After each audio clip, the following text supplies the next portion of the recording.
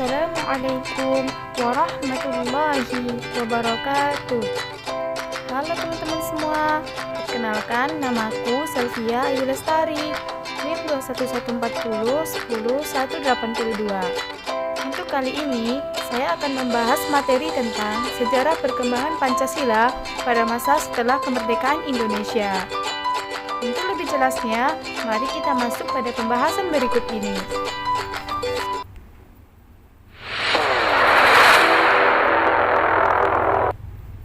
Pancasila resmi ditetapkan sebagai dasar negara Indonesia pada tanggal 18 Agustus 1945 atau sehari setelah proklamasi kemerdekaan Indonesia. Hari tersebut memang menjadi momen bersejarah bagi bangsa Indonesia yang resmi menjadi negara berdaulat dan tidak tunduk terhadap penjajah. Namun, sebagai negara baru, banyak tantangan yang harus dihadapi. Sebagaimana diketahui, perumusan dasar negara harus melalui serangkaian proses agar nilai yang terkandung dalam Pancasila dapat menjadi representasi bagi semua manusia Indonesia. Namun, sayangnya, gagasan tersebut ternyata tidak disetujui oleh sebagian pihak atau kelompok. Timbul sejumlah upaya untuk mengganti Pancasila dengan ideologi lain. Alhasil, pemerintah dan masyarakat Indonesia saat itu harus berjibaku untuk mempertahankan Pancasila. Pancasila merupakan ideologi bangsa Indonesia, menjadi acuan hidup di setiap sendi-sendi kehidupan masyarakat Indonesia. Pancasila lahir pada tanggal 1 Juni 1945 atas pemikiran panjang Insinyur Soekarno beserta seluruh anggota BPU PKI. Dalam pelaksanaannya, Pancasila sebagai ideologi kehidupan bangsa Indonesia tentu tidak selalu berjalan dengan mulus. Banyak ditemukan kendala hingga penyelewengan dalam penerapannya dari masa ke masa. Selama 75 tahun Indonesia mendeklarasikan kemerdekaannya, terdapat 3 masa inti yang telah Indonesia lalui, yakni masa Orde Lama, masa Orde Baru, dan masa Orde Reformasi. Hingga saat ini, berikut akan dijelaskan penerapan Pancasila dari masa ke masa.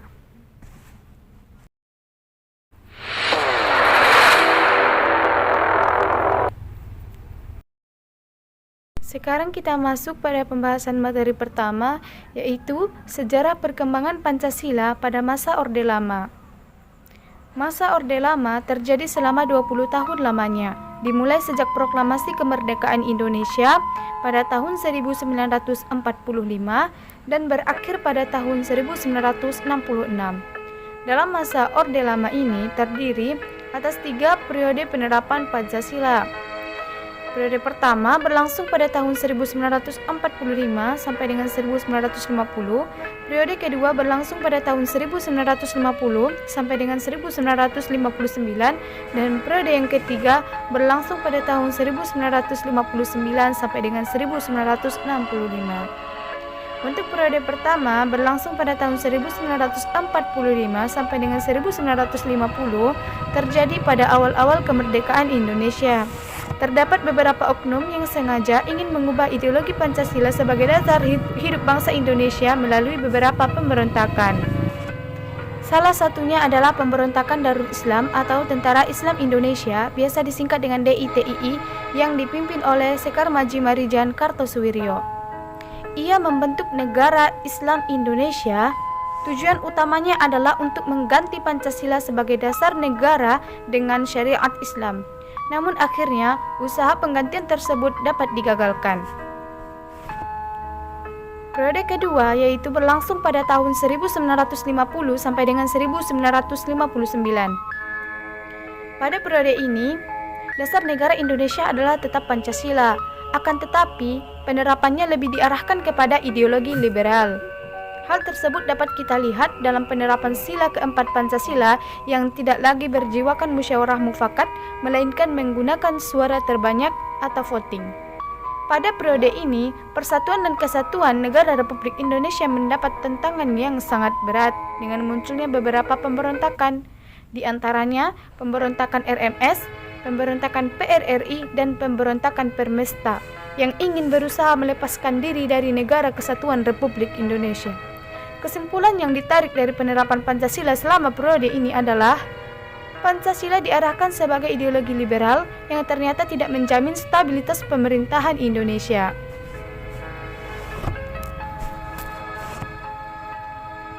Sedangkan periode ketiga berlangsung pada tahun 1959 sampai dengan 1965. Pada periode ini terjadi beberapa kasus yang cukup mencekam. Lagi-lagi PKI berusaha untuk menggeser ideologi Indonesia yang ingin digantikan dengan ideologi komunis, hingga meletuslah tragedi G30 SPKI atau Gestapo yang dipimpin oleh D.N. Aidit.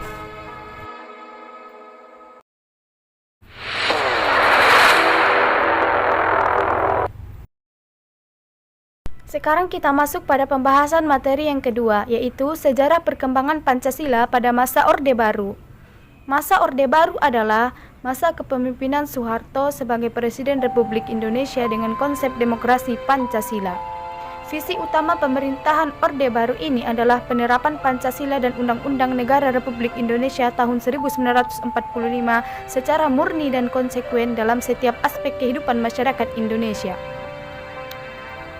Tetapi, ada penyimpangan penerapan Pancasila selama Orde Baru ini. Pada masa Orde Baru, pembangunan nasional dapat dilaksanakan secara bertahap dan berkesinambungan melalui Rencana Pembangunan 5 Tahun atau Repelita, dan program pembangunan yang tertuang di dalam Garis-Garis Besar Haluan Negara atau GBHN. Hal tersebut menjadikan pembangunan nasional tumbuh. Sementara itu, lembaga kepresidenan menjadi pengontrol utama lembaga negara lainnya, baik yang bersifat suprastruktur maupun yang bersifat infrastruktur.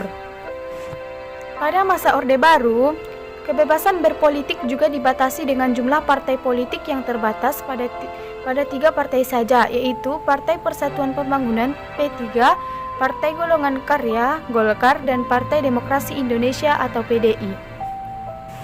Masa Orde Baru juga membatasi kebebasan pers dan kebebasan berpendapat. Sejumlah surat kabar dan majalah dibredel dan dicabut surat izin penerbitannya dengan alasan telah memberitakan peristiwa yang bertentangan dengan kebijakan pemerintahan Indonesia.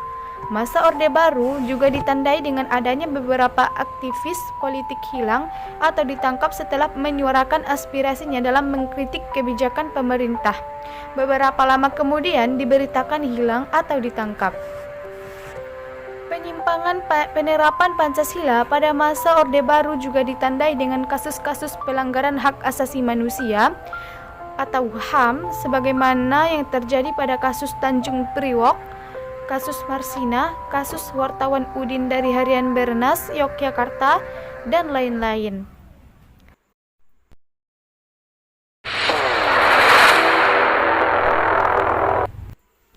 Sekarang kita masuk pada pembahasan materi ketiga, yaitu sejarah perkembangan Pancasila pada masa era reformasi.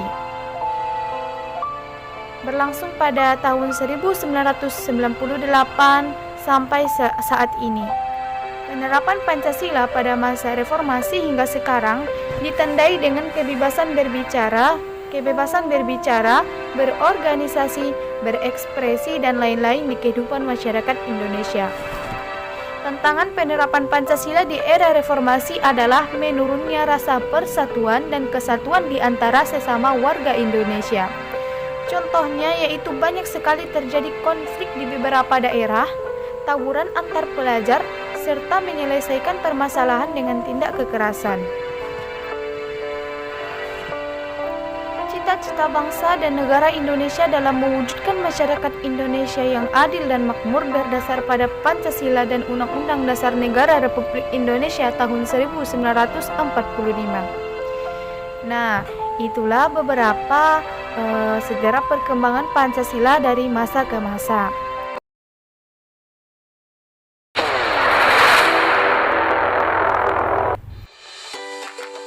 Demikianlah yang dapat saya sampaikan. Apabila ada kekurangan dan kesalahan mohon dimaafkan, karena saya hanya manusia biasa dan ilmu saya juga masih terbatas dalam penyampaian materi ini. Apabila ada hal-hal positif yang saya sampaikan, silakan diterapkan dalam kehidupan sehari-hari, dan apabila ada yang negatif, maka tolong ditinggalkan. Demikian, Assalamualaikum warahmatullahi wabarakatuh.